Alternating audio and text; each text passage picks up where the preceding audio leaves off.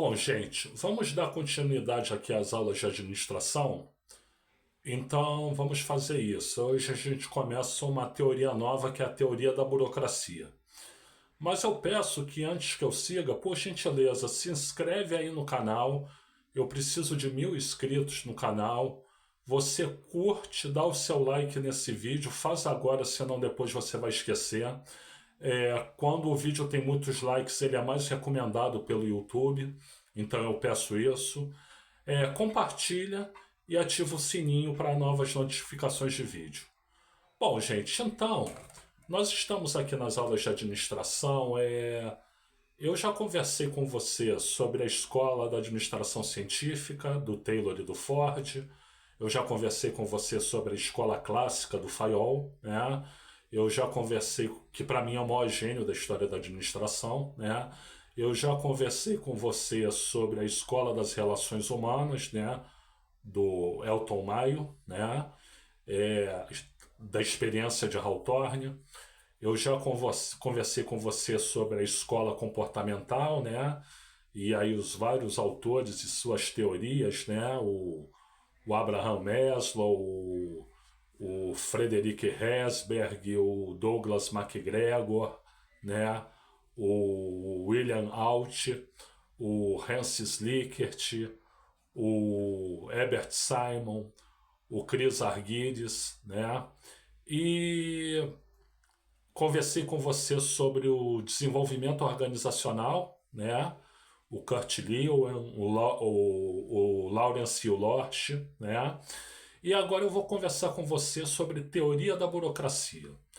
Bom, teoria da burocracia, gente, tem a ver com alguns autores que recuperaram os trabalhos de um sociólogo alemão do século XIX chamado Max Weber, né? O Max Weber é considerado um dos maiores intelectuais da história da humanidade, né? E o Max Weber, ele tem dois livros que são muito interessantes, né? Um livro se chama Ética Protestante e o Espírito do Capitalismo, né? Nesse livro ele mostra, né? Eu tive a oportunidade de ler o livro, né? Nesse livro ele mostra que como é que a cultura protestante é uma cultura que, ao contrário da cultura católica, é uma cultura mais voltada para a produtividade, para a geração de riqueza, né? Porque o Max Weber entende que o protestante, a maneira que ele tem de louvar a Deus é exatamente construir prosperidade, né? Então é muito interessante, né? Esse espírito explica muito do porquê da capacidade de trabalho, o louvor ao trabalho dos protestantes, né? Estou falando dos protestantes originais, né? Não dos neopentecostais, né? É, e é um livro muito interessante, mas não tem muito a ver com o nosso assunto, tem mais a ver com a economia do que com a administração, por exemplo, né? E ele tem um livro chamado Economia e Sociedade, né? Que esse sim ele tem a ver muito com o nosso assunto, né? E que ele é a base para a teoria da burocracia. Então, gente, nesse livro Economia e Sociedade, o Max Weber ele fala sobre três tipos de influenciação da sociedade ou de dominação, né? Ou formas de exercer poder, né? Que são o tipo tradicional, o tipo carismático e o tipo legal, racional ou burocrático. Então vamos falar sobre isso. Isso é muito interessante. O que seria o tipo de dominação ou de exercer influência tradicional? É aquela sociedade tradicional paternalista, machista, oligárquica, conservadora, em que o que acontece é o quê? O pai da família tem o poder, né? O pai da família decide tudo e o resto da família obedece. Existe uma hierarquia, né? Então o pai ele tem o direito, né? Direito entre aspas, né? Mas nesse modelo ele tem o direito entre aspas de ser preconceituoso, ser autoritário, mandar o que ele quiser, é tudo da maneira que ele quer, né? Então ele é o chefe da família, né? E todo mundo que está subalterno a ele obedece, né? Quando ele vem a falecer, né, quem é que assume o poder na família? É o filho homem mais velho. Pronto. É por aí, né? Isso vale também, por exemplo, para aqueles coronéis que a gente vê, né? Os oligarcas que a gente vê, que eles mandam numa terra e quem manda são eles e acabou, né?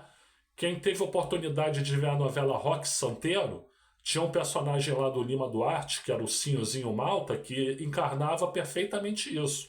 Ele era o manda-chuva da cidade, né? Então, tem lá uma família ou uma pessoa que manda e todos os outros obedecem. Esse é o modelo tradicional, né? O modelo carismático também tem uma pessoa que dá as instruções e os outros obedecem. Só que esse poder de dar as instruções é conquistado, né? Ou seja, uma pessoa com carisma, ela com poder de convencimento, poder de sedução, poder de dizer o que os outros querem escutar, né? Ela acaba conseguindo o poder de mandar também, né? Então eu vou te dar um exemplo que é histórico, que eu acho que é o melhor desse aí, né? Desse modelo. É o Hitler, né? Adolf Hitler, né? Adolf Hitler não era ninguém, né? Ele era um cara que veio da Áustria, lutou na Primeira Guerra Mundial, queria ser pintor, só que de repente ele começou a fazer uns discursos políticos, né? E as pessoas começaram a acreditar no que ele falava. E aí ele fazia mais discursos e mais pessoas acreditavam. E daqui a pouco ele estava angariando uma multidão de paus mandados, né? No caso aí é isso mesmo, paus mandados por ele, né? Então, não é uma coisa que veio de família, é uma coisa que ele conquistou, né?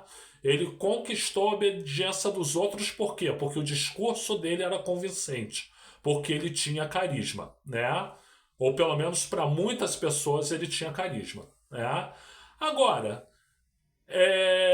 isso pode ser usado para o bem, pode ser usado para o mal, né? Uma pessoa carismática pode assumir o domínio sobre um grupo de pessoas e aí propor coisas boas, como pode propor coisas ruins também, né? Então, Max Weber não considerava esse tipo de ideal carismático, como ele também não considerava o tipo ideal tradicional, né? Aí vem o terceiro tipo. O terceiro tipo é o que ele chama de modelo legal, racional ou burocrático, né? Um modelo legal, racional ou burocrático, como o nome já diz, você vai ter leis, vai ter regras e regulamentos, né? Essas regras e regulamentos devem ser racionais, né? E as regras racionais, elas vêm de um corpo de funcionários qualificados, né? Um corpo de funcionários, de profissionais qualificados, né? Que o Max Weber chamava de burocracia, né? Por que burocracia? Palavra francesa, bureau, né? Bureau quer dizer escritório ou comitê, alguma coisa nesse sentido, né? Então, de bureau vem bureaucratie, no francês, né? Ou burocracia no inglês ou burocracia no português, né? Então, são trabalhos de escritório, né? Ou seja, quem são essas pessoas que têm conhecimento, que têm formação e que vão exercer o poder, que são chamadas de burocratas, né? São pessoas que têm conhecimento, né? E a esse terceiro tipo, aí sim o Max Weber chamava de o tipo ideal de influência ou de dominação, racional, legal ou burocrática. E tem que ser exercida por um corpo de funcionários ou profissionais qualificados chamados burocracia. Então, os autores que recuperam esses assuntos lá no início da segunda metade do século XX, né, eles são os autores que compõem a teoria da burocracia, né? Então, em última instância, a teoria da burocracia ela se serve de trabalhos do Max Weber para poder progredir, né? Agora, o que a burocracia faz? Como a burocracia deve ser? É o que nós vamos explicar na aula seguinte. Gente, essa foi a aula número 117 das aulas de administração do Chateau, né? Nós estamos na segunda disciplina, Teorias das Organizações, e nós explicamos quem era Max Weber e por que ele contribuiu para a teoria da burocracia. Eu agradeço aí pela assistência e informo que eu tenho aqui mais de 600 vídeos sobre diversos assuntos, né? E você pode escolher os vídeos que quiser assistir e eu desejo boa assistência. Muito obrigado.